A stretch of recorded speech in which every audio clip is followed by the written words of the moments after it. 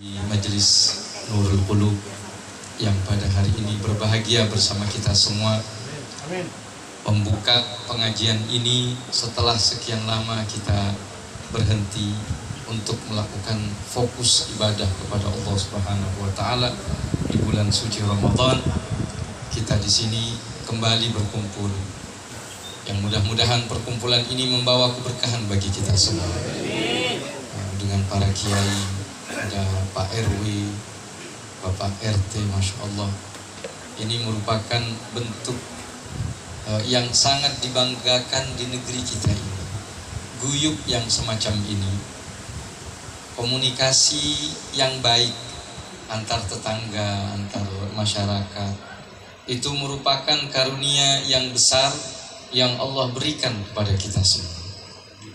Karena mungkin berkah dari ini semua, negeri kita ini damai, negeri kita ini aman, negeri kita ini mengingatkan kepada sebuah hadis dari Rasulullah Sallallahu Alaihi Wasallam yang pernah mengatakan, Inna hawlal arshi manabirum minan nur, fiha qaumun wujuhuhum nur, wa libasuhum nur, yaghtabituhumun nabiyuna wasyuhada wa laysa. Itu mendengar salah satu kata Al-Imam At-Tirmidzi, fawathaba ba'dus sahabat, sebagian sahabat melompat,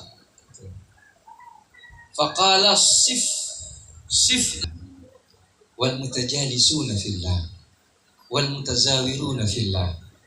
Mereka adalah orang-orang yang saling cinta mencintai karena Allah, saling kunjung mengunjungi karena Allah, duduk-duduk karena Allah. Nah, kita duduk di tempat ini, tidak lain motivasi kita adalah karena Allah. Bersama orang-orang yang ahli Quran, dengan harapan belajar masuk dalam kategori khair, sebaik-baiknya umat Nabi Muhammad Sallallahu Alaihi Wasallam. Ini anugerah dari Allah Subhanahu Wa Taala. Apalagi dan anugerah Allah ini tidak ada batas usia. Ada anak-anak muda semangat baca Al-Quran, belajar Al-Quran. Ada Al-Quran. Saya teringat guru kami. Guru kami itu punya anak. Dia leskan anaknya dengan guru Al-Quran, didatangkan guru yang mengajarkan Al-Quran. Sama juga dia datangkan guru untuk anaknya bahasa Inggris. Bahasa Inggris. Tahu-tahu sudah sekian lama begitu, diberhentiin yang ngajarin Quran. Nggak datang, guru privatnya berhenti. Terus yang ini bahasa Inggris terus.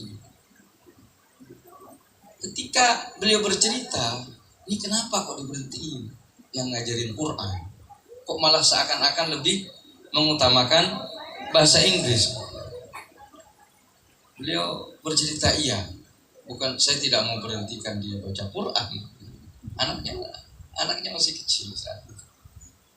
Sebab ini gurunya, yang guru ngajarin Quran galak banget, ngajarin Quran dikit-dikit, sehingga membuat anak saya ngeluh dan mengatakan, ini guru saya kok galak, kenapa begini, kenapa begitu. Kata guru, saya takut keluar dari hati. Ahlan sana.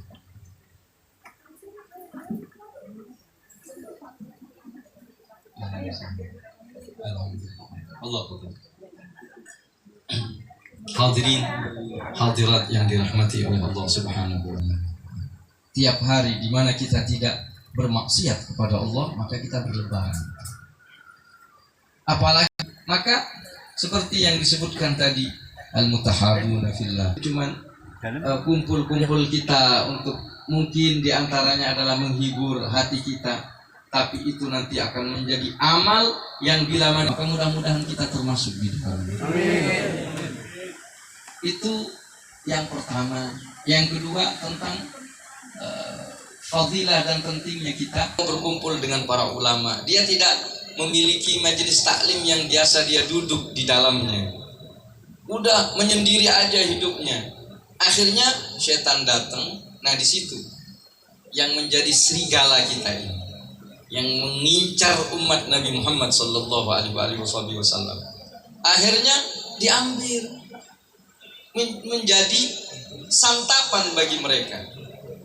Nah alhamdulillah, manakala kita masih kuat, masih punya keinginan dan dilindungi serta diawasin oleh para asatidzah, oleh para ulama, ini merupakan anugerah dari Allah Subhanahu wa taala yang mesti kita syukuri. Dan silaturahim ini, wah kita tahulah berkahnya silaturahim, memanjangkan usia, melancarkan rezeki, menyehatkan rohani. Itu boleh kita habis goes katanya dulu, jalan pakai sepeda, habis itu ngumpul lagi di hari-hari tertentu, ada ngaji bareng, baca sholawat, masya Allah, baca maulid Nabi, baca Al-Quran, baca Yasin, baca tahlil, kita kirimkan. Ada sedikit kita punya rezeki, kita bawa pada orang-orang tuanya. Maka Allah jadikan kita menjadi orang-orang yang berbakti kepada mereka. Dengan cara apa? Ingat, bacain tahlil, bacain, ada yang menyedekahkan untuk mereka. Ini bakti kita kepada orang-orang tua kita yang telah mendahului kita. Nah, kalau kita demikian, insya Allah anak-anak kita, saudara-saudara kita, ketika kita sudah sangat membutuhkan, karena mau beramal udah repot, udah kagak bisa sholat lagi, sudah tidak bisa sedekah lagi, sudah tidak bisa puasa lagi, udah meninggal, mau menumpuk amal sudah tidak bisa. Maka akhirnya kita terpaksa harus tidak punya apa-apa. Namun mereka yang memiliki anak yang berbakti, dalam artian ingat kepada orang tuanya, yang memiliki saudara yang ingat kepada saudaranya, tenang meskipun dia berada di alam barzakh. Karena kiriman demi kiriman, pahala demi pahala, pundi-pundi anugerah Allah terus dikirimkan. Nah ini yang kita harapkan. Makanya kata Nabi Muhammad sallallahu alaihi wasallam, "Idza mata ibnu Adam inqata'a amalu." Bila mana anak Adam telah meninggal, amalnya terputus, sudah nggak bisa sholat lagi, nggak bisa beramal soleh lagi, sudah meninggal. Illa min thalath, kecuali 3. Di antaranya wa waladin saleh yad'ulah, dan anak soleh yang mendoakan kepadanya. Masya Allah. Nah kita ini dalam proses mencetak anak-anak soleh yang tentu itu kita harapkan anak-anak kita, keturunan kita, dengan kita menjadi anak soleh bagi orang-orang tua kita. Itu diantara faedah kita ngumpul yang semacam ini. Jadi perkumpulan ini jangan sampai lepas. Yang mungkin setan tidak akan pernah berhenti untuk menggoda umat Nabi Muhammad sallallahu alaihi wasallam. Kalau udah ramai, kalau udah enak, nanti ada sedikit perselisihan. Ada aja. Ada yang begini, ada yang begitu. Ini itu dari setan semuanya. Jangan sampai kita kalah dengan gaya-gaya setan. Sholat agak khusyuk, zikir gak khusyuk, percoba juga. Akhirnya gak datang. Setan tuh girang, merasa menang. Nah semestinya kita yang kayak gitu, kita buat. Jangan kita dikerjain sama setan. Kita harus mengalahkan ego kita. Demi apa? Demi kehidupan yang bahagia, yang lebih agung, yang lebih nikmat. Terakhir, dalam majelis yang mulia ini, saya ingin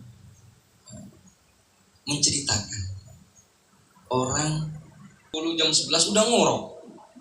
Wah, ini udah tidur jam segini.